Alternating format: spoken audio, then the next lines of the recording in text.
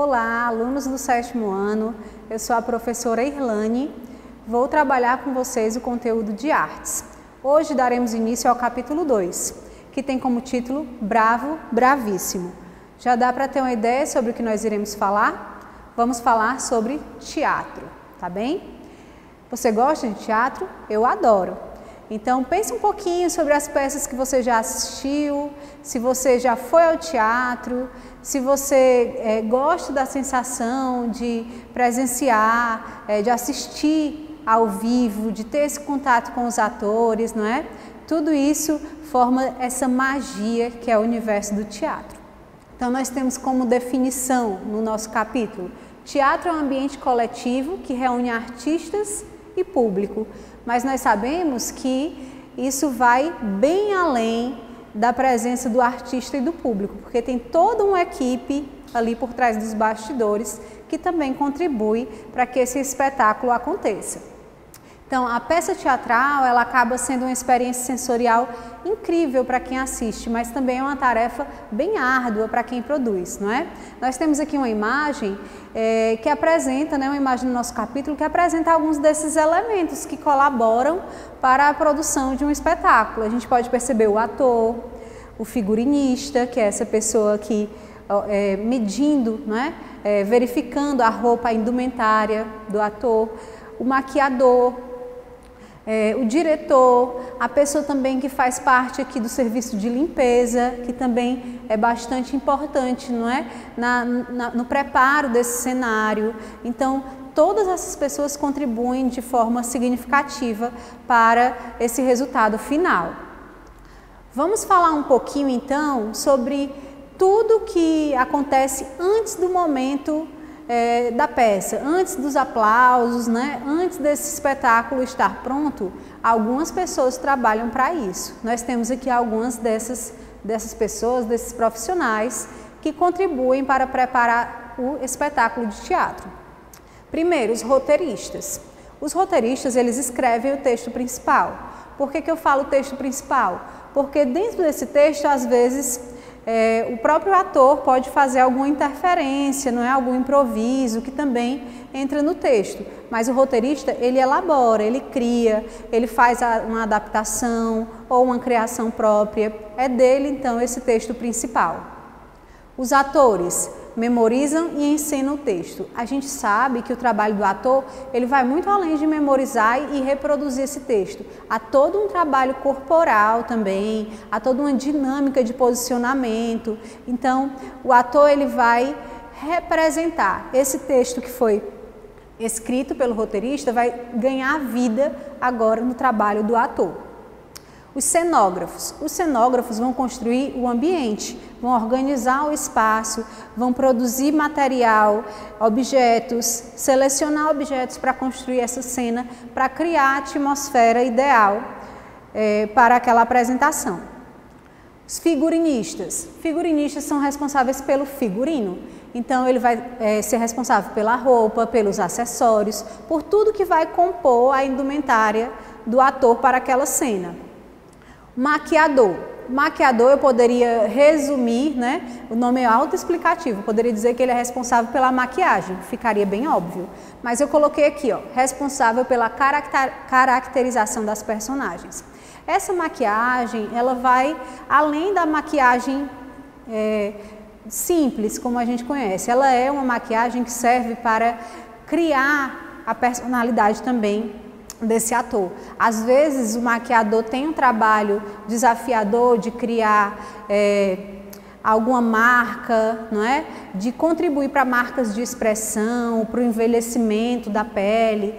Então é uma maquiagem, podemos dizer assim, mais desafiadora, Sonoplasta nos lembra o quê? Som, Então o sonoplasta é o profissional responsável por escolher as músicas da trilha sonora e também os barulhos.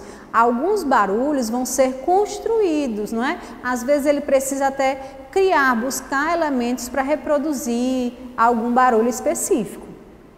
E por último, o iluminador, que define os efeitos de luz. Então, no teatro isso também é muito importante. Às vezes uma luz que vai dar destaque a uma cena, ou a ausência de luz em determinada parte do palco. Isso também é muito importante na construção desse espetáculo, né? Todos esses profissionais são essenciais para um bom espetáculo. Eles juntos, não é que vão ter esse resultado final, que é o que a gente assiste, aprecia, não é? Falando um pouquinho sobre a história do teatro no Brasil, para a gente entender como chegou, como esse tipo de arte, né, como essa arte chegou aqui no Brasil.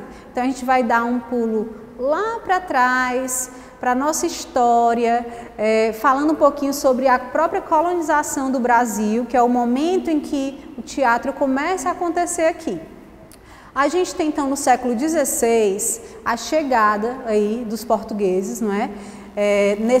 Ali numa nova terra, em contato com os habitantes, né, os nativos, os índios. E pelo que vocês já estudaram em história, não é? Vocês sabem que houve um processo de catequização. Então assim, os portugueses, né, os jesuítas mais especificamente, eles começaram um processo de catequização do índio, apresentando a esse índio, né, impondo de certa forma a religião cristã àquele povo nativo.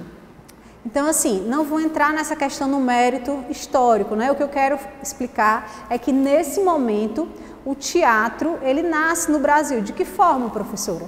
Porque os jesuítas, eles vão catequizar o índio e vão utilizar o teatro como uma ferramenta. Então assim, eles vão criar peças, encenações que sirvam para ensinar. Na literatura, a gente fala também um pouquinho sobre isso, que é o que a gente conhece como literatura jesuítica. A literatura jesuítica foi essa literatura produzida, né? Literatura também conhecida como literatura de catequese, produzida para catequizar o índio. E dentro dessa literatura se produziu bastante o texto teatral. Nós temos aqui como importante representante o padre Anchieta, que produziu muito esse gênero, né? O gênero dramático, o gênero teatral. Então começa no Brasil o teatro a partir então aí da presença dos jesuítas que fizeram esse processo aí de catequização do índio através dessa arte. Posteriormente, né, então assim, o teatro estava ali instalado, né, mas ainda não como a gente conhece, né, ainda não tinha grande presença no país. Só com a chegada da família real, em 1808, né, já muito tempo depois, é que há um incentivo, há uma criação, há um desenvolvimento maior do teatro no Brasil. Por quê? Porque havia interesse aí do rei Dom João VI em promover a arte para a aristocracia, né? Então ele queria oferecer espetáculos, oferecer essa forma de distração para a aristocracia. E aí, a partir da chegada da família real, é que há um incentivo maior à produção teatral no Brasil. Essa produção teatral, ela ficava ali dividida entre uma comédia de costumes e um teatro mais realista. Então, de um lado, um teatro burlesco, que explorava um pouco ali da comédia, até de tipos sociais, de alguns problemas, mas explorando esse lado burlesco, esse lado mais humorístico. E do outro, um teatro mais realista, que apresentava aí questões sociais, diferenças sociais, algumas questões também políticas, não é? Então era um teatro com uma conotação um pouco mais realista, um pouco mais crítica, certo? Vamos falar um pouquinho agora sobre os tipos de palcos, não é? O teatro no Brasil e os seus palcos, no Brasil e no mundo, né? Os tipos de palcos que a gente conhece. Primeiro, nós temos aqui o palco à italiana, como exemplo desse tipo de palco, o Teatro José de Alencar, em Fortaleza. Ladeado por cortinas e bastidores, por onde os atores entram e saem de cena. Poderíamos dizer que é aquele formato mais tradicional do teatro, não é? cortinas, entradas e saídas laterais para os atores. Aí nós temos aqui também alguns nomes, né, que são interessantes, que é o proscênio, que é essa parte bem da frente do palco. É no proscênio, gente, que acontecem as cenas principais. E aí, claro, também, efeito de luz, presença e ausência de luz contribuem muito para destaque dessas cenas, né? Então, o proscênio é essa parte da frente do palco. E em alguns teatros existe um fosso. Entre esse proscênio e a plateia existe um fosso onde fica a orquestra. Também é conhecido como fosso de orquestra, certo? Não é comum a todos os teatros, mas alguns apresentam, então, esse fosso de orquestra, não é? Outro tipo de palco é o teatro de arena. Nós temos aqui a representação do teatro de arena de Ribeirão Preto. Olha só, o teatro de arena, ele tem essa construção que lembra uma arena, não é? Um palco no meio e rodeado, então, aí de assentos, de bancos por todos os lados. Então, fica o palco centralizado, que é o teatro de arena. Um outro tipo de teatro que você já deve ter visto na sua cidade é o teatro de rua. Gente, a esse tipo de representação teatral nós precisamos dar um destaque, não é? Porque essa ocupação do espaço urbano, ela ressignifica a arte. De que maneira, professora? Porque ela aproxima a arte das pessoas no seu cotidiano, na rua, no espaço urbano. Isso torna a arte mais acessível. Por quê? Porque não há, então, a obrigatoriedade de um pagamento, não é? A arte está ali, acessível ao cidadão comum, passando na rua. Então, a rua vai ser o palco, nós temos aqui uma imagem que representa isso, não é? É muito comum nos centros urbanos a ocupação das praças, de parques, e esses espetáculos sendo executados nessas praças ou parques. Há uma aproximação grande com o público, às vezes até uma interação, o público às vezes participa dessa cena. O interessante também desse tipo de teatro é que cobra bastante do ator a sua dinâmica, inclusive de improviso, não é? Porque às vezes a própria questão ambiental, o espaço, ele pode criar situações com as quais o artista precise se confrontar. Como assim? O tempo pode mudar, ele pode ter a interferência de um barulho, então tudo isso pode de alguma forma interferir na sua cena, na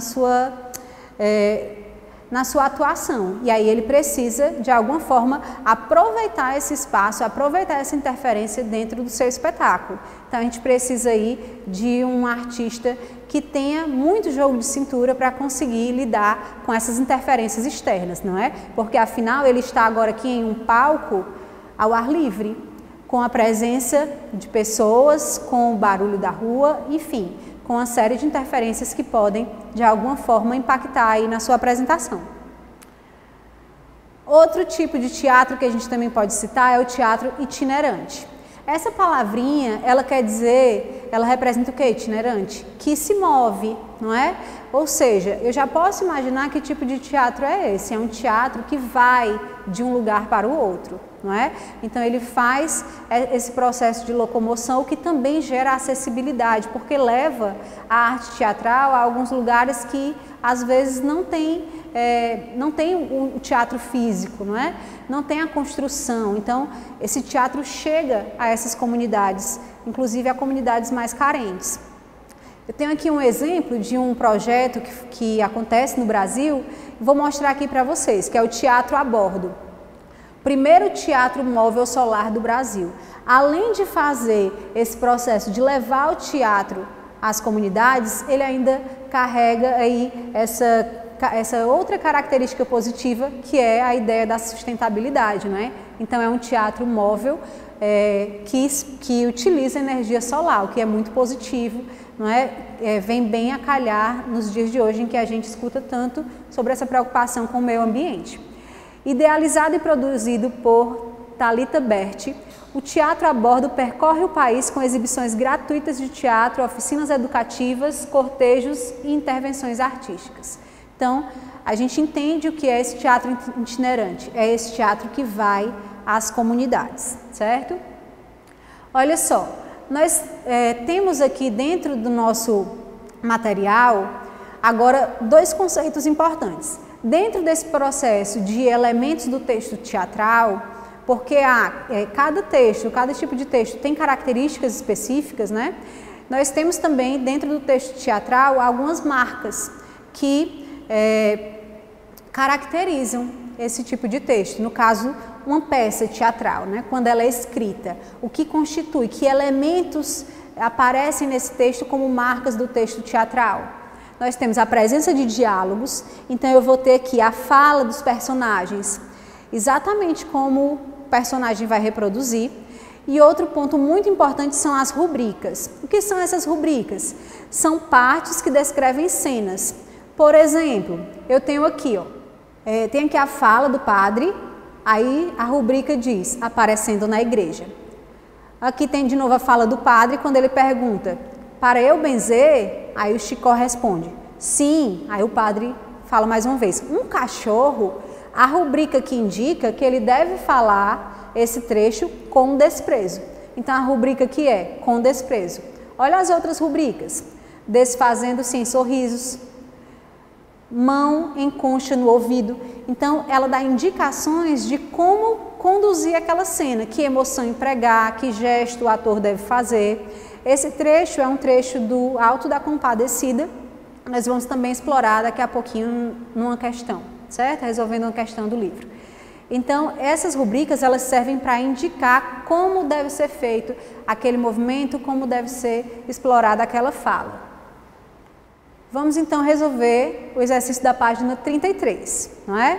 Que é sobre esse texto que eu acabei de mostrar para vocês. Um dos elementos comuns na estrutura dos textos produzidos para serem ensinados é o diálogo. Ele pode ocorrer por meio do monólogo, que ocorre na fala do ator consigo mesmo ou com o público, ou por meio da interação entre duas ou mais personagens. Sobre o que as personagens estão conversando? Faz a leitura do texto, tenta responder, certo? Nesse texto que nós vimos, não é, que está na página 32, sobre o que as personagens Chicó e João Grilo estão conversando? Elas conversam com o padre João, estão na igreja e tentam convencer o padre a benzer o cachorro. Essa é a resposta. Segunda questão. Com o marca-texto, destaque as indicações de cenas no trecho da página anterior. Por que elas são fundamentais para esse tipo de texto? O que você vai fazer aqui na questão 2? Você vai marcar as rubricas, não é? Eu apontei para vocês aqui no slide anterior, olha só. Aqui está feita a marcação de algumas rubricas, certo? Vocês podem procurar e marcar todas que vocês encontrarem aí, todas as indicações de cena que mostram como deve ser dito ou como aquela parte deve ser ensinada. Por que elas são importantes? Elas situam o ator, elas dão um direcionamento de como o ator deve conduzir aquela cena, por isso elas são importantes, certo? Terceira questão. Para criar um texto teatral, o autor ou roteirista também precisa pensar na plateia e no tipo de reação que deseja provocar. Em sua opinião, de que forma o público exerce influência nessas produções? Olha só, essa questão você pode também dar a sua opinião, não é? É uma questão que lhe pede uma opinião particular, mas a gente tem que pensar que a plateia, no caso, ela é um elemento essencial nesse gênero, no gênero teatral. Por quê? Porque esse texto ele foi feito para ser ensinado. Então, a minha resposta. O público ou plateia é um dos elementos essenciais do texto do gênero teatral, porque é ele quem recebe a ação ensinada, podendo aprovar ou não as situações representadas. Por isso, essa plateia é tão importante. Por último, aqui uma indicação de leitura para vocês. Essa é uma peça de William Shakespeare. Algumas editoras fazem a adaptação para o público infanto-juvenil, o que aproxima mais a linguagem da idade desse público. Então, eu deixo como dica de leitura essa peça, A Megera Domada, que foi também adaptada já para a novela há alguns anos. Eu farei aqui uma leitura rápida da sinopse, e aí, se for de interesse de vocês, vocês podem buscar, né, e depois fazer a leitura aí desse clássico da literatura estrangeira. Um rico mercador de Pádua, na Itália, decide que sua filha mais jovem, a doce Bianca, só se casará depois da mais velha, Catarina, que é considerada uma megera e não tem nenhum pretendente. Petrúquio chega a Pádua decidido a se casar com uma moça bem rica, para aumentar sua fortuna. Essa comédia do século XVI contará com fingimentos, trapaças e trapalhadas. Será que depois de tanta confusão, Catarina e Petrúquio se casam? Então fica como dica de leitura. Ficamos por aqui, até a próxima!